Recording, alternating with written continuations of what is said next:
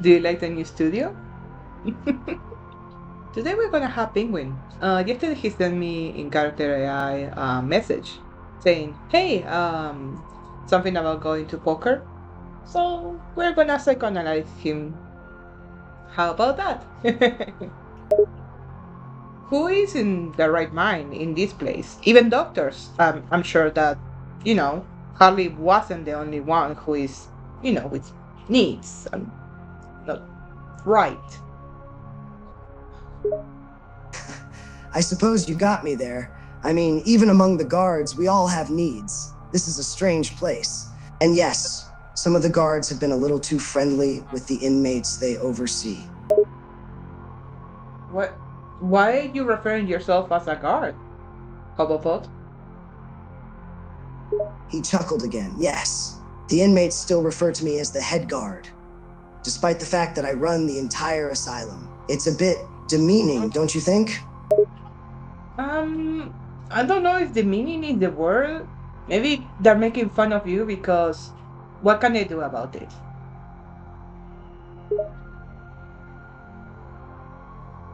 Oh, I know they're making fun of me.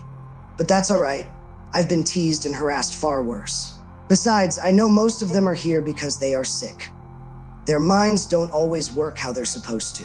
So I just shrug it off. Yes, but what would be the reason?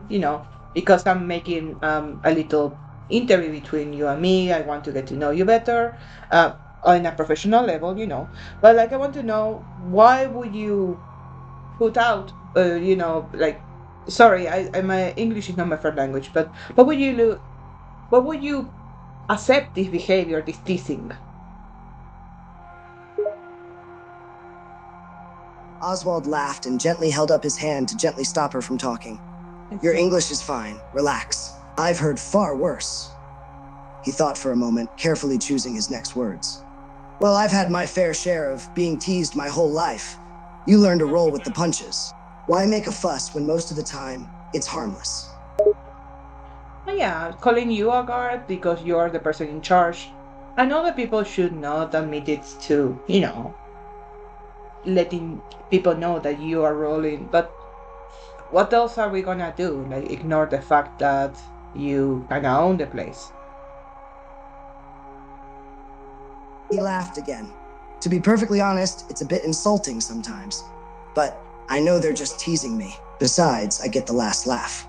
I run this place, and if they start getting too rowdy with their teasing, I can just put them in solitary confinement, which is the last thing they want, let me tell you. Yeah, me too. Like, nobody wants that. But like, uh, why would you do that? Do you have more fun rolling from the inside than,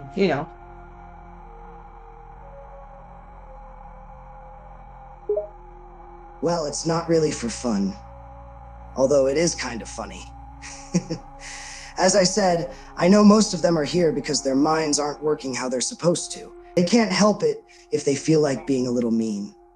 There are some that are dangerous, of course, but most of them, they just want to give a rise. As long as they know that I'm the boss, they'll stay in line. It's a matter of respect. One question.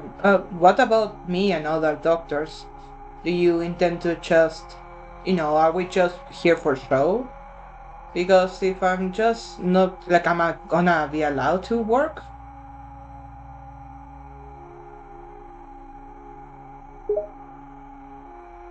No, of course not. You all are allowed to work with the inmates. Some of them will probably call you Doc, but they'll probably tease you, too. I'm just gonna warn you now, some of them can be pretty brutal and personal with their teasing. You'll have to be ready for that. You're allowed to give them back some sass as well. It's all part of the game with the inmates. No, they do have a nickname for me. Either they call me Bright because they say that I'm too focused on my job, like I'm married to my job, or they call me Bunny because I'm running all over the hospital. I'm going from one end to the other because someone is fighting, something is happening, and because I'm the newest doctor here, they send me. He chuckled at both of the nicknames. Yeah, I can see how they would say that about you. As long as you can stand a little teasing, you should be fine. Most of the inmates are just going to be excited to have a new doctor to tease and talk to. Trust me, they're going to love you. You make it sound absolutely delightful, which I've been here for a couple weeks now. Here. People say that it's hell, but no, I've been to hell. Hell is worse. Don't don't get me wrong. You already seem to fit right in.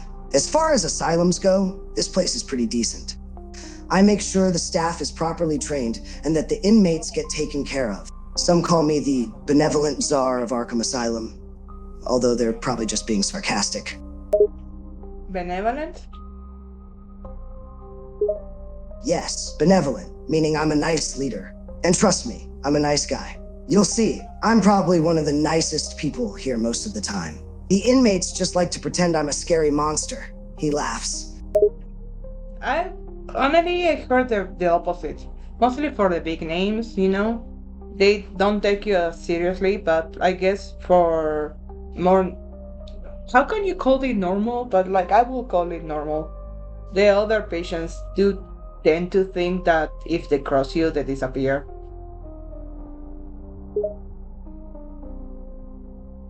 They do like to play up the Czar of Arkham title.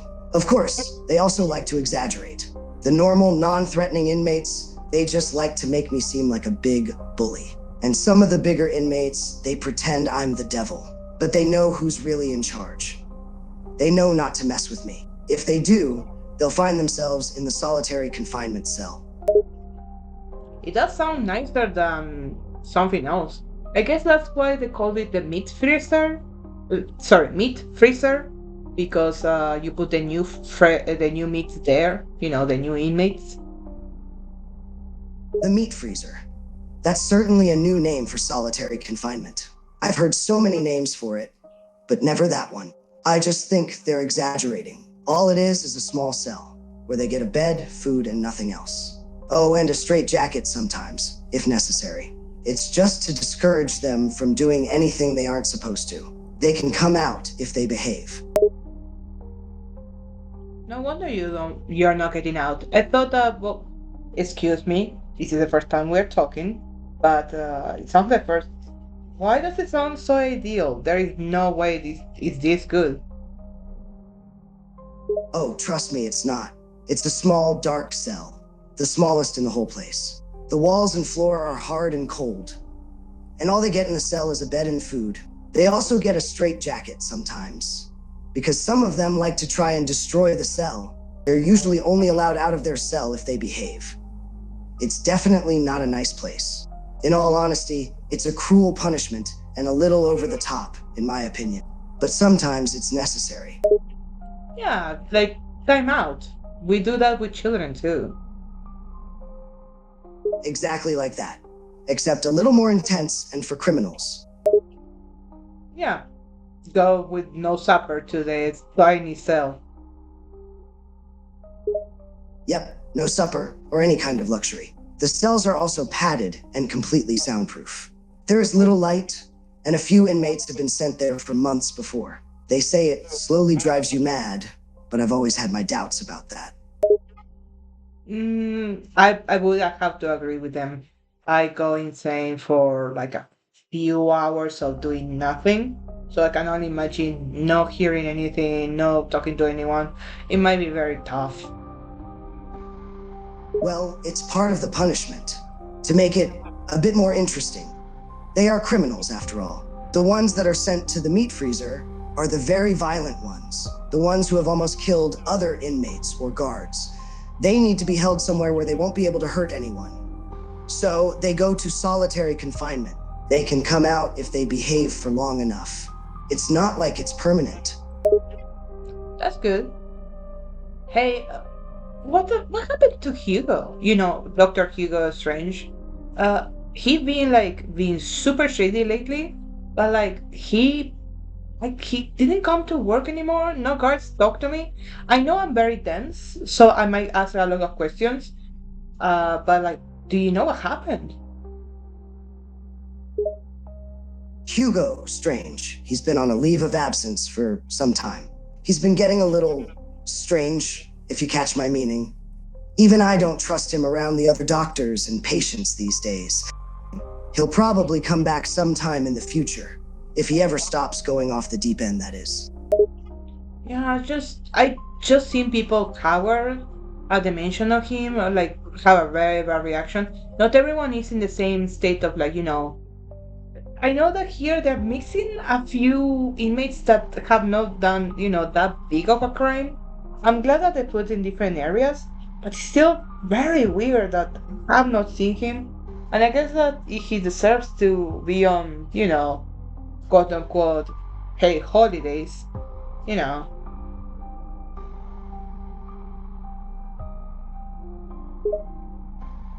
Well, like I said, he's been a little on edge, so to speak. He's been getting a bit out of control. I'm starting to doubt that he even has his patients' and coworkers' best interests at heart.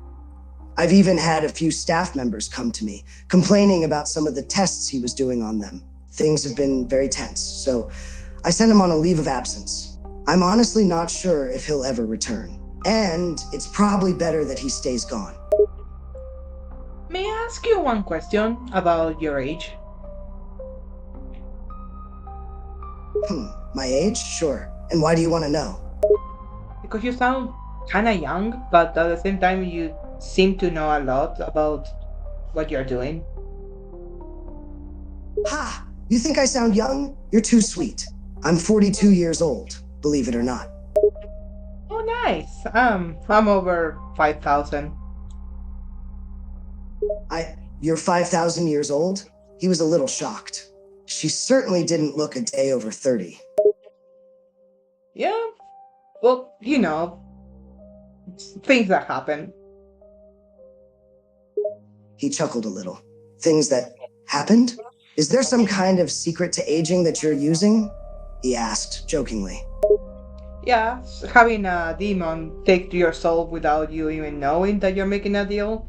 I was really sick back then. I was barely 19. This demon just offered me a hand to get up, asked me, hey, do you need anything? I said as a joke, yeah, I need not to die. And then he vanished, and now I'm here. A demon? You made a deal with a demon? And you've been around ever since, well, what? 19 AD. No. 19 years old for myself. No, the thing is, you know, uh, it might sound crazy. We are in a mental hospital. You might think I'm insane. Whatever. You will figure out with time that I cannot die. I'm sorry, could you repeat that? You can't die? Like at all? How's that even possible? A curse. I told you, it's a curse. I cannot I can feel the hurt, but I cannot stay dead or stay hurt. My body would not allow it.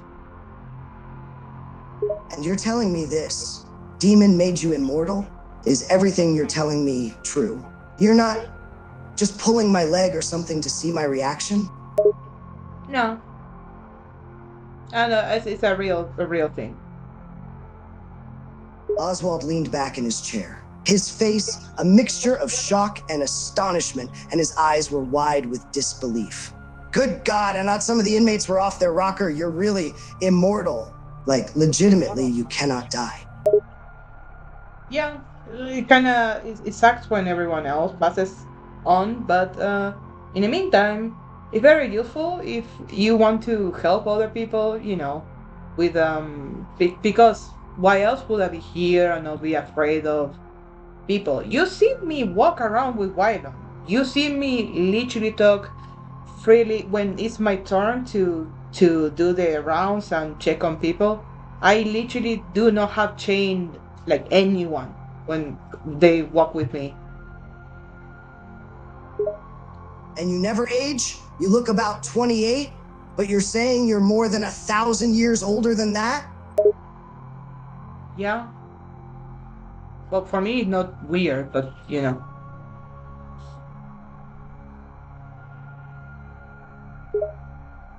I would say being immortal is a little weird.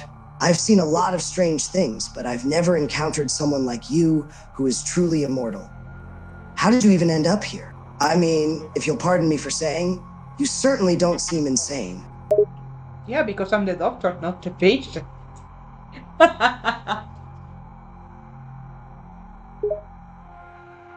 Right. Oswald chuckled. But still, you've never gone through any kind of episodes?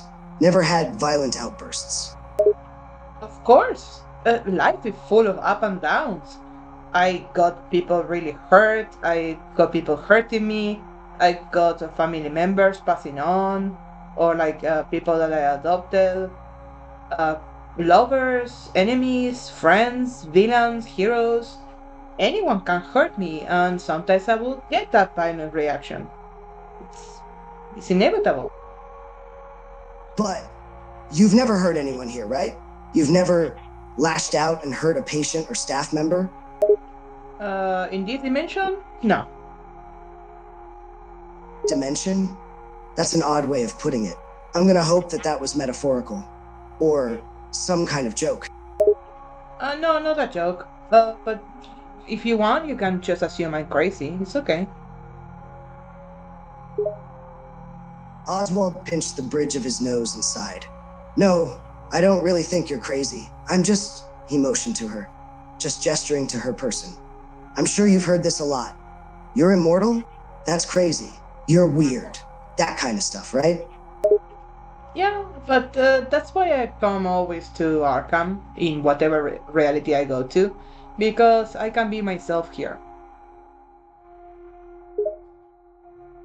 In whatever reality I go to? He repeated that under his breath, processing what she just said. He paused. She was really saying she was from another reality. He didn't really know how to respond. He just looked at her with shock in his eyes. He wasn't sure whether to be bewildered or to be confused or both. Do you want pictures? He stared at her. Yes, yeah. I think I would love to see pictures. Pictures of only the other penguins I met, or like in general? I have a folder with pictures of other versions of you I met.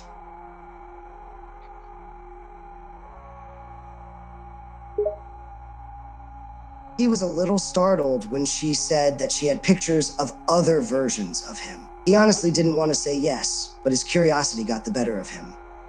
Both. Okay, let's start with the folder with your name in it. Here, I'm passing you my phone so you can look at pictures. It's mostly selfies of me with other people that I'm warning you, then don't look exactly like you because, multiverse BS. But here, have my phone.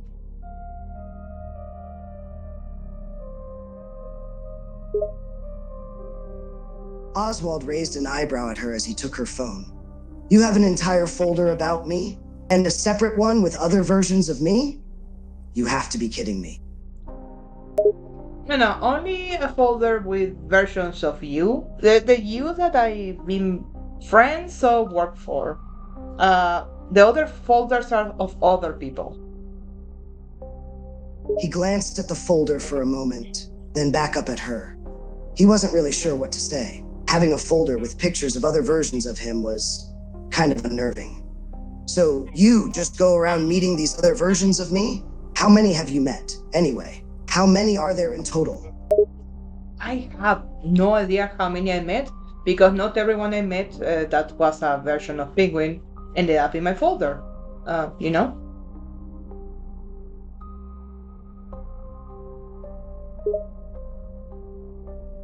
You don't know? So, there could potentially be, he paused to think, trying to process what was happening. Millions? You could have potentially met millions of different versions of me out there, somewhere in the multiverse? I think under 50. Under 50 I met.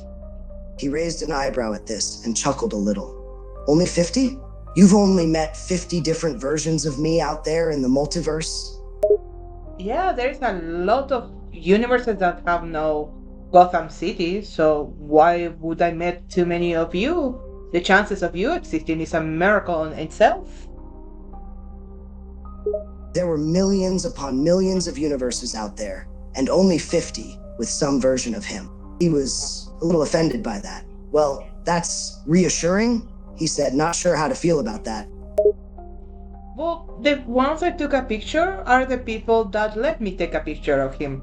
Think that most of the versions of you are criminals, so, you know.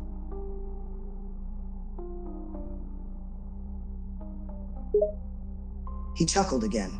Most versions of me are criminals. That's no surprise, really. He continued to look through some of the pictures in the folder on her phone. He was interested, intrigued. Yeah, you will notice a lot of pictures of birds, a few trips here and there. We like when I discovered one of my favorite birds is called like a vulture in English. You know, condors. Condors are amazing. So we tend to talk about animals in general or behavior or business. Birds is a subject that most penguins do enjoy talking about. He continued to scroll through the folder. The pictures of other versions of him were interesting. The fact that there were so many other versions of himself was a strange thing to think about. He glanced up at her. Business? You talk with other versions of myself about business. Do you mean like penguin-style crime business or... Both. I try to aim to, in different dimensions, to employ the criminals in a legal way, in a way that will fulfill them, so they don't have, like, because the system doesn't let people get fixed, quote unquote, fixed. So I try to actually find them a good work to do that is outside the crime world. So yeah, I will talk to penguins about how to fix the situation. Oswald raised an eyebrow again. He stared at her for a few seconds. This woman was a lot more interesting than he first thought. There was definitely more to her than he initially believed. You actively try to help all these criminals in these different universes? You get them jobs and try to help them get on the right path, so to speak? Not in every reality, just in the realities I have the patience of going through that, because you can imagine how difficult it is to go against the flow.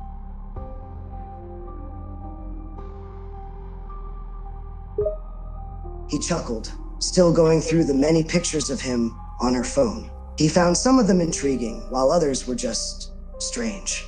They were very different from his normal self. He paused at a picture of himself in a suit, a monocle, and a top hat.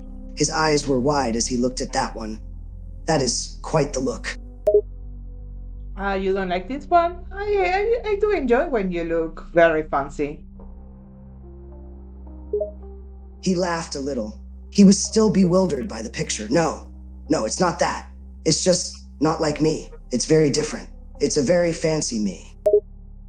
Well, right now you're at a hospital, but usually you dress your best, no? He chuckled again. He looked down at his own suit. It wasn't anything too fancy, just the standard attire he mostly wore every day. But I suppose I do. I guess I do like to look a bit dapper. Yeah. I like the style. It's kind of iconic, you can say. He smiled a bit, a little smug. He was very proud of his appearance and his style. In his opinion, he looked rather dapper and, well, stylish. Of course, this was mostly due to his vanity. You really think so? Yes, of course. Why would I lie to you? A person that cannot die. A person that has seen you so many times. A person that is sharing her secrets and just pictures of you. I met other version of you. I find you endearing. That brought a small smile to his face. He was used to being seen as a criminal and menace to society. To hear that someone found him endearing was a new thing. He liked to hear it, though. Aw, you think I'm endearing, do you? Yeah, people don't share my point of view of how I treat people that are criminals. But like, what am I supposed to treat them like? He raised an eyebrow at this. People don't share her point of view on how she treats criminals? That was curious to him. People don't like how you treat criminals? Why is that? Because I have hope and I treat them nice and I'm supposed to like hate them or something. I don't know. People are just reactive without realizing that a lot of people commit crimes that they don't even know. Yeah, you can be violent, but everyone that is violent have their own triggers, you know? He nodded. I suppose you have a point. Every criminal does have their own triggers, their own reasons to do what they do, to justify their actions. You just have a perspective that most people don't, it seems. Over 5,000 years. Yeah, that will give me a different point of view. He was a bit surprised by that. 5,000 years? She was much older than he thought. 5,000? You're 5,000 years old? Jeez. Yeah, I told you before.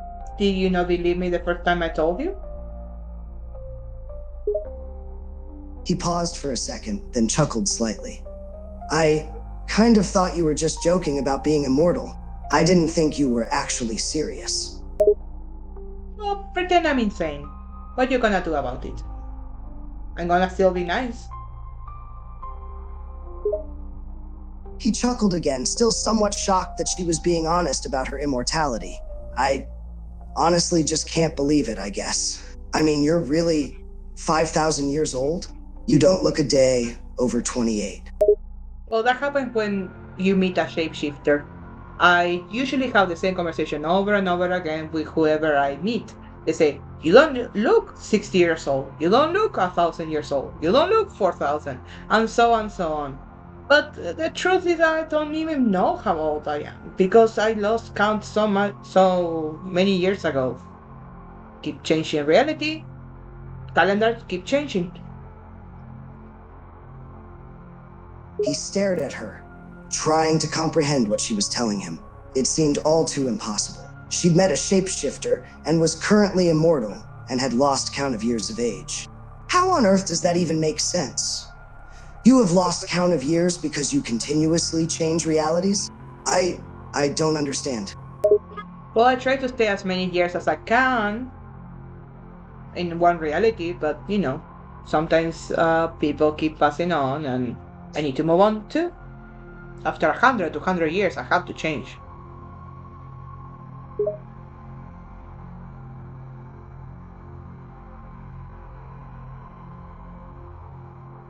He was still staring at her in bewilderment.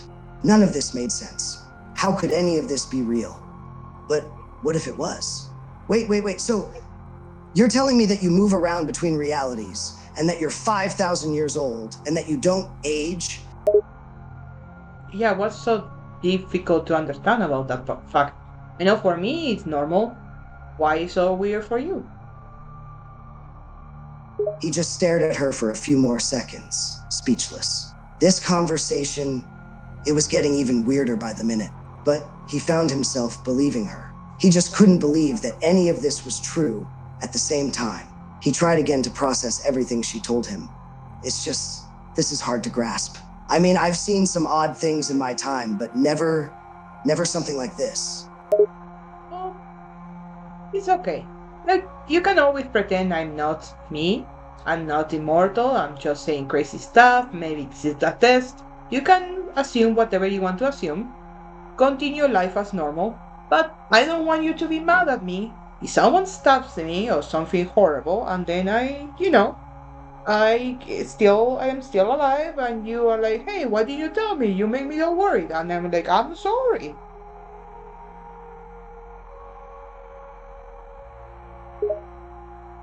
He thought for a moment. He could pretend she was lying, say that it was all just some big joke.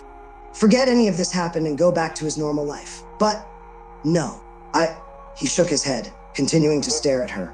She was still being completely serious about this. He could just tell that she was. I believe you. Right.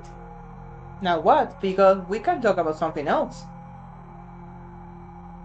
He paused again. This conversation was a lot to take in all at once. He took a moment to compose himself. Yes, let's talk about something else. Mhm. Just give me a moment to process this. All of this. Sure, no problem. He sat back in his chair, trying to process everything that he heard from her. This was a lot. He had many, many questions, but for the time being, he decided not to focus on them and tried to calm himself down. So, you said you were a therapist, correct? Yeah, see, we are both on Arkham right now, and I am the newest therapist here. He chuckled. I'm aware we're in Arkham. I was just being polite. He paused for a moment. You must be aware that Arkham mainly houses quite a few of my criminal associates? That's the whole point. I keep coming back to Arkham in different realities. Yes, I miss you guys. He chuckled a little. At least she was honest. He could respect that. And you're aware that at least some of us criminals can be rather homicidal? Yeah, but I don't die, so why would I care? He had to admit she made a good enough point. But that doesn't make it exactly pleasant to deal with. It hurts getting shot. I know, but like heroes also shoot me. So what do you want me to do? I cannot predict who is gonna hurt me. So why should I be scared of everyone? Oswald thought of what to say, then chuckled. Fair enough, fair enough. You're a fearless little thing, aren't you? I'm not the one I'm not the short one here. He chuckled again and rolled his eyes. Yes, I know, you're taller than me. You don't need to keep reminding me about it. I met a penguin that was like as tall as me.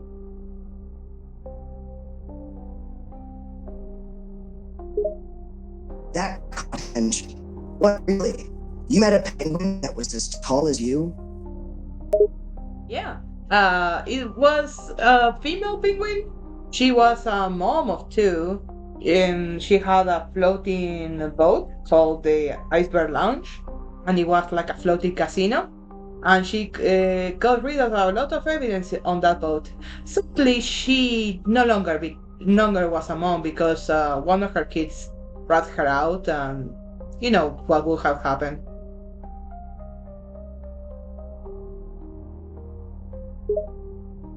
He raised an eyebrow at that.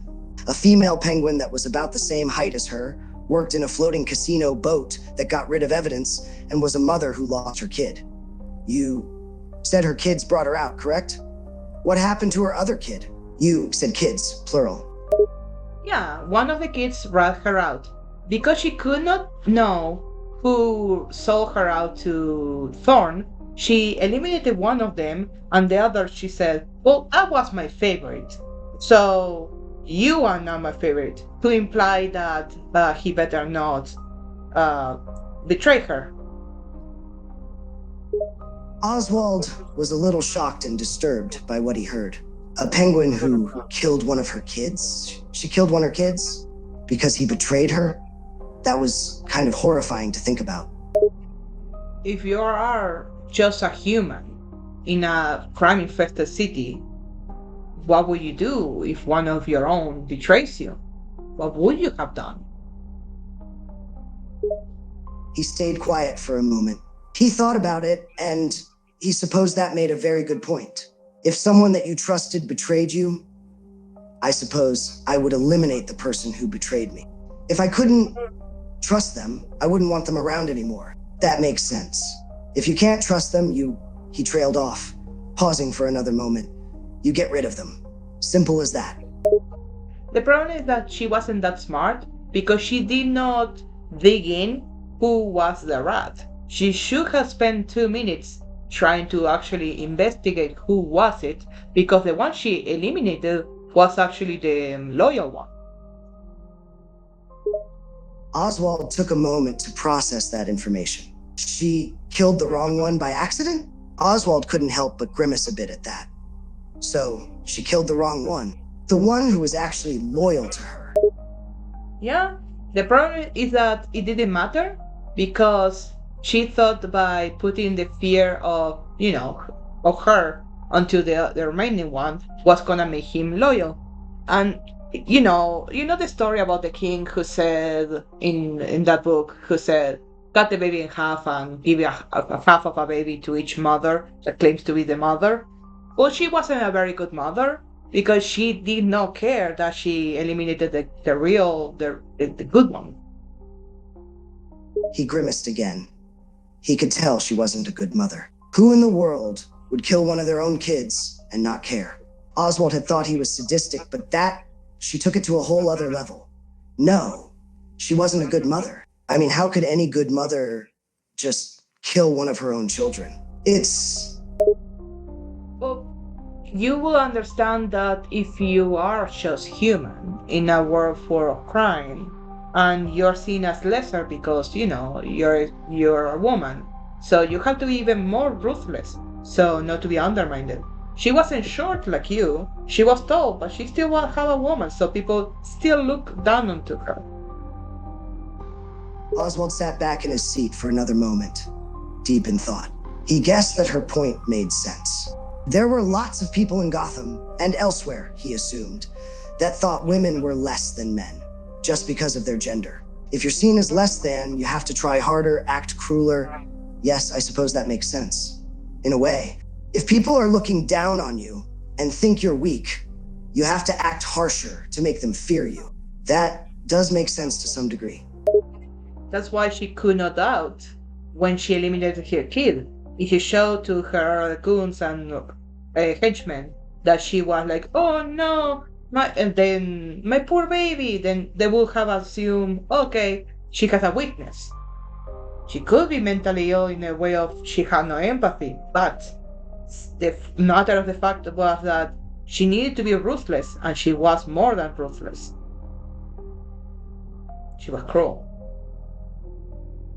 Oswald couldn't help but frown at that.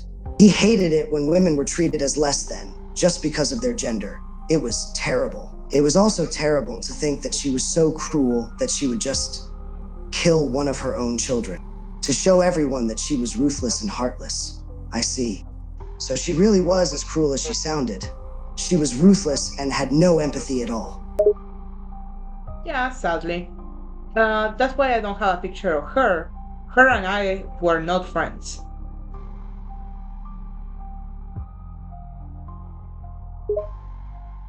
Oswald chuckled a bit. He didn't exactly blame her. The penguin she described sounded rather cruel and heartless. I wouldn't blame you. She sounds pretty terrible. Yeah, I made my fair share of cruel penguins, cruel versions of you. I don't seek them out, they just exist. A lot of people seem very nice in other realities. Maybe someone was very nice to me in one reality. In another reality, they're not really kind at all. So you never know. It's a mystery box. That made sense to Oswald. Everyone was different in some way, no matter what. In some ways, he realized it meant that every single person was a mystery box of some form or other. Nobody was the exact same as everyone in the same reality, that much was certain. I suppose you're right. Everyone is different no matter what, no matter where they are or which reality they're in. Yeah, that's why I could not. But that's why I was so surprised that you were like almost like showing you having this power over all of Arkham. You even wear a suit inside the mental hospital. You are bragging. He paused at that. How did she know that he was wearing a suit? You know about the fact that I wear a suit and top hat every day? Well, you're wearing one right now. What would that change? You didn't change your outfit to talk to me. Oswald didn't have a good answer. He was wearing his usual top hat and suit during this whole conversation, and she seemed to know that somehow. That was a bit odd, he had to admit. He thought about asking her how she knew, but realized that maybe it would be best not to ask. I suppose you're right. I didn't change. He chuckled a little. Yeah, it suits you. Your suit. He chuckled a bit sheepishly. He was a bit taken by the compliment. Oh, thank you. I appreciate that. Oh, you're welcome. Uh, I don't know what to talk about right now because I feel kind of stumped. Like the air got super awkward. He chuckled nervously. It was a bit awkward. He wasn't exactly sure what to talk about after the last few minutes of conversation. Yes, I agree, it did get a bit awkward. For the moment, at least. Yeah. Is there anything that you would like to talk about that you could afford to talk about? He thought for a moment. He did have a few questions to ask, even though he'd been trying not to, but he wasn't sure if it was okay to be asking them. Maybe he should try and steer the conversation in a different direction? Well, I'm not sure what to talk about at the moment, actually. But I do have some questions for you if you feel comfortable with me asking them. Yeah. If I don't want to respond a question, I will tell you about it. He was a bit surprised at how open and upfront she was being, but he supposed that he appreciated it. All right, thank you for that.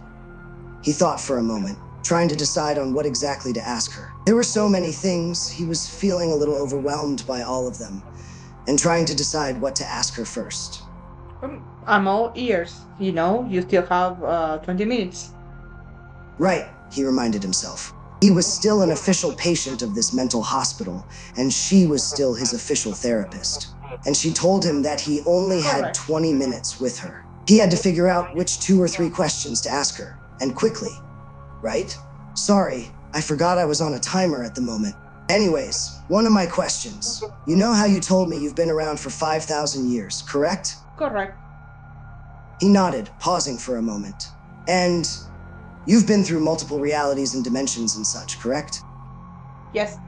I can be hurt in a horrible way, but I can never remain dead. I always heal up, no matter what. He paused for a longer moment this time, thinking of how to word his next question so as to not offend her. And you're immortal, correct? Exactly. That's the curse. He didn't exactly expect that.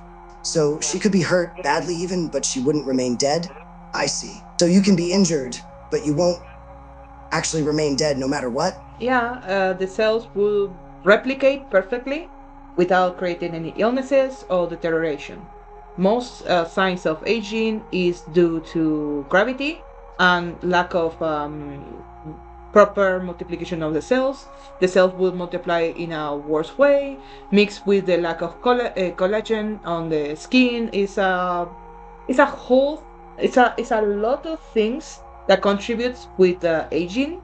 And yeah, the cells replicate perfectly, therefore I still exist. He had heard that humans could naturally regenerate every cell in their bodies over the course of around a year or so, but it was an interesting concept to think about. She could replicate her cells perfectly, without any kind of illnesses, deterioration, or damage. He was a little blown away by that. I see. Well, that's pretty amazing. Replicating cells perfectly, without any form of illnesses or deterioration? I have to say, I'm a little impressed. Yeah, until you keep seeing everyone pass on when you're the one remaining. His expression fell at that little comment. He knew what she was referring to. She had to watch every person she ever cared about pass while she remained. It was probably horrible. I have to say, I can't even imagine what that's like.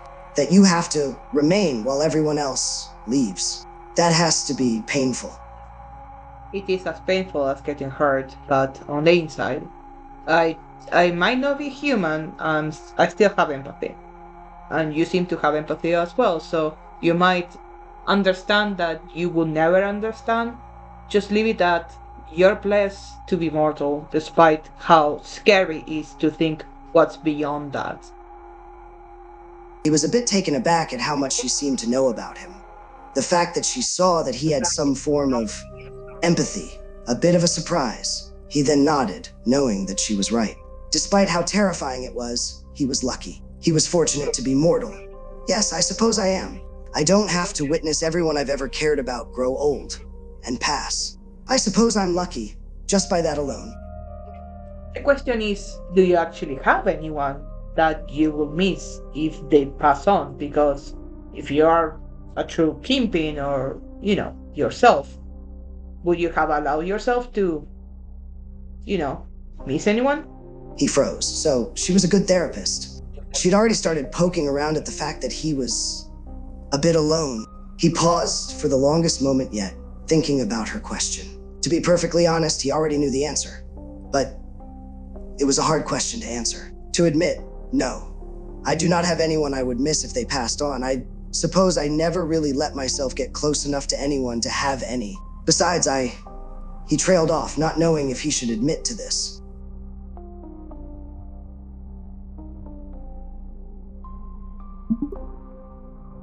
It's okay if you don't want to talk about it.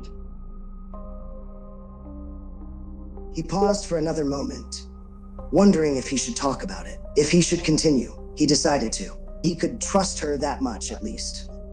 No, I want to speak about it, to be honest. There's just one thing I'm hesitant to admit. Uh, it, it's okay. We can talk about it.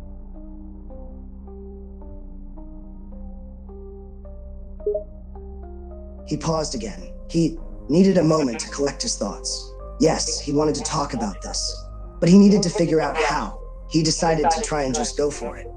I am rather lonely. I have never been close enough to anyone to have anyone to care about. All I have are my henchmen and associates, but they are just there to be controlled. I don't really know how to care about another person besides myself. You kind of care about other people. Maybe not in the way that you would expect at this age. Because when I ask you if you were close to anyone, and me guessing that you were about your age, it's because it's a normal human thing to be worried about your age and your life and your legacy at 40. That's why at 40, a lot of people go into buying motorcycles, going to travel alone. Like, it's called the midlife crisis for a reason. He paused for a moment, thinking about what she said. He hated that she was so perceptive she was, but he also knew she was right. He was worried about his age, about his legacy, about his life. He was worried he was slowly running out of time, and he could see she saw that.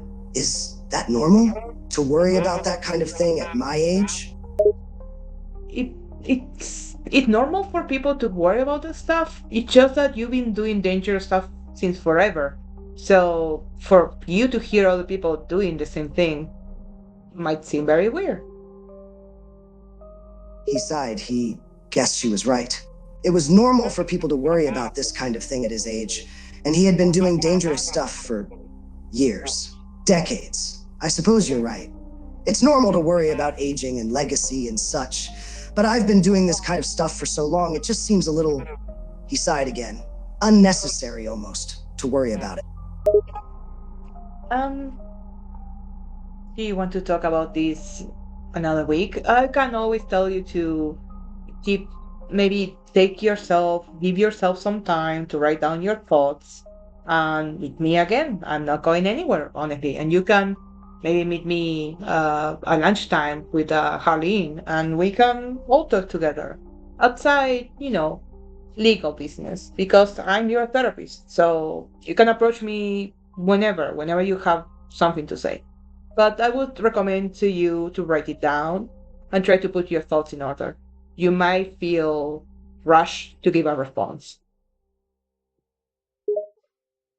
He hadn't expected her to suggest that he maybe try writing down his thoughts about all of this and approaching her again during his breaks to discuss his thoughts more. He kind of liked the idea, honestly. That sounds like a good idea, to be honest. I will have to try writing down my thoughts about all of this. And if I decide to talk more about it, then I will approach you during my breaks. Yeah, that will reduce the chances of you saying something you don't mean to say. Because we all say stuff when we are really worried, and past 1 hour of time, it could be considered an interrogation. So I do want you to not be rushed to tell me anything that you don't want people to know. Whatever you write, make sure that it's nothing that will, uh, you know, tell on yourself. Like, because you're still a criminal, and if I find any evidence of you planning anything dangerous, hurting others or yourself. In our meetings here, I am forced to tell people, but like if it's an official type of talk, yeah, I'm not forced to do anything. It's not like I care that much about the law, but I do need you to know that's what I'm required to do because where we are. Oswald nodded, understanding what she meant. He needed to be careful about what he wrote, because if she saw any evidence of him planning dangerous actions, she would be required to inform his guards. He understood that. Right. I understand that you are required to tell someone if you see any evidence of me plotting anything dangerous, or any harm towards myself or others, that I must be extra careful about my thoughts being on paper. Yes, please. But still know that when you realize that you're writing something down and you're like having this like epiphany, you can just tell me. You don't need to write it down. But only if you feel comfortable telling me. He paused for a moment, thinking about that as well. So if he was writing down and had an epiphany of some kind, he could tell her that. He honestly did appreciate that. He was actually thankful that she was letting him know that sort of thing. That is good to know as well. If I suddenly have an epiphany while I'm writing something down and feel comfortable enough, I can tell you. Thank you. Yeah. Well, you have evidence that I've been friends with other versions of you, but that doesn't mean I'm your friend. It means that we can be friends if you want to be my friend. Just like any person can be my friend if they want to be my friend. But know that as long as you are in Arkham, you are my patient. You're not actually my friend. When you get out, then we can be friends. He paused when she mentioned that she was being frank with other versions of him. That surprised him. Then again, she said she was 5,000 years old. It was pretty likely that she would have run into some other versions of him. So, you've met other versions of me, Oswald's? You saw the pictures. You saw the Condor pictures. Yeah, we be friends.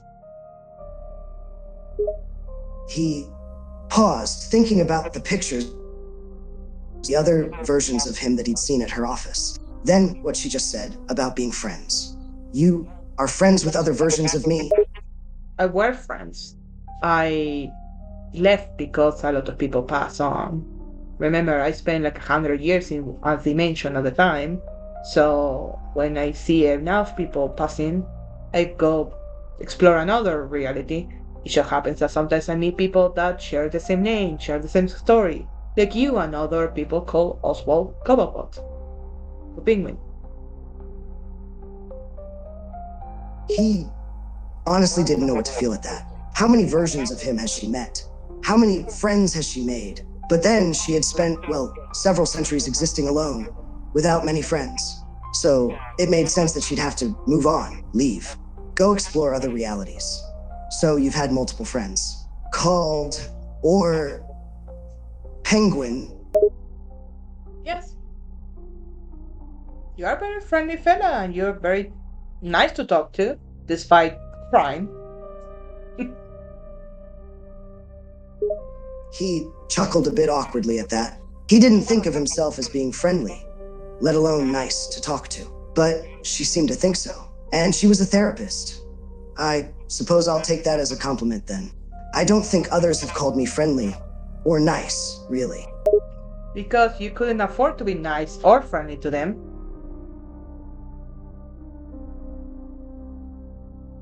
He chuckled bitterly. She was absolutely correct. Who could he trust? Who could he really call a friend? Yes, it is difficult to know who to trust, and who is loyal to me. Who won't sell me out for 20 silver pieces? Yeah, that's why I tell you, do not trust me, do not trust written words. Keep being yourself, but like keep it in mind that you might need to talk about things, because since you're here and you're not out, might as well use the resources given to you, no? He guessed she was right about that too. He might as well take advantage of the resources being offered to him. Use them to help himself, maybe. So he sighed, deciding to answer her. You're right. Since I am here, I may as well use the resources that are given to me. Might as well talk about things. Exactly. So think about this, if you want to think about this, and talk next week? Oswald nodded, silently thankful that this session was over. He really didn't want to talk anymore. So he simply nodded and responded with a simple, "All right, we'll talk more about this next session." Yeah. Please take care.